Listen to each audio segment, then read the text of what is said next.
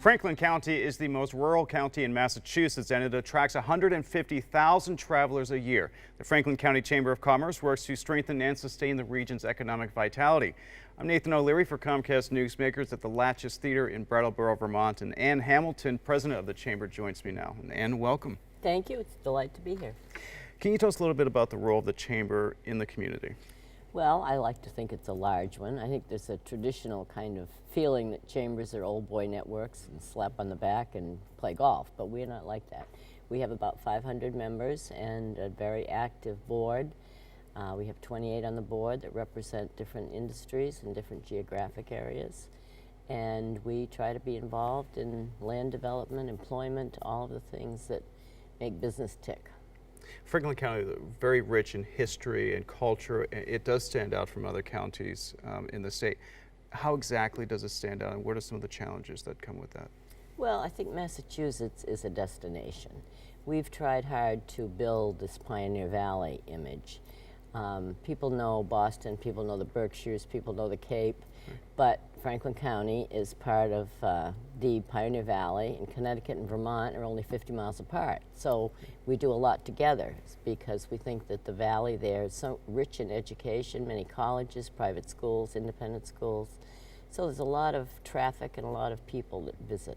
And annual events give you really a time to shine, to showcase this area. What are some of those annual events? Well, for 25 years now, we have done the Green River Festival in July, which started out as sort of a hot air balloon thing, and it's now morphed into a large music festival, probably one of the best in New England.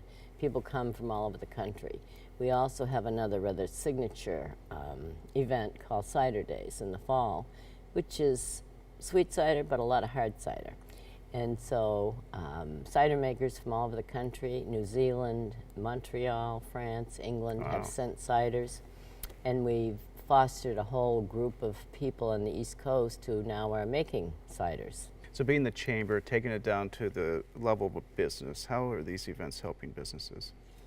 Well, visitors are like an export because they bring new money into an area. And rather than just payroll circulating, it's new money, new taxes, and so it allows some development. We have had new hotels in the recent years, and I think that that shows that there is certainly a need for more tourism development. Well, the travel and tourism industry, it has definitely helped with economic and job growth on a national level. Are you seeing tourism translating into new jobs here as well? Yes, but I think a lot of what people come to our area for is not to spend a lot of money because you can do a lot of outdoor activities. Yeah.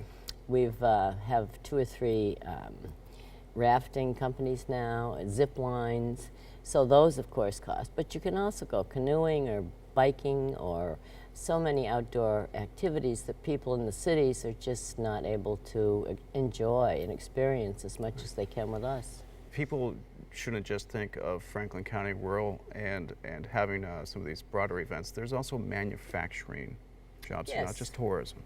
We still have a lot of traditional manufacturing, some new manufacturing, games development, and we work very hard to that because those are good jobs, good employment. And one of the concerns, challenges right now is that there's not a lot of workers in the pipeline for these jobs. They're good jobs, and I think we've got to get the word out that factories are not old, dirty industries anymore. You could eat off the floor in many of them. So that's our challenge. All right, thank you very much, Ann Hamilton, president of the Franklin County Chamber of Commerce. Thank you for joining Comcast Newsmakers. I'm Nathan O'Leary.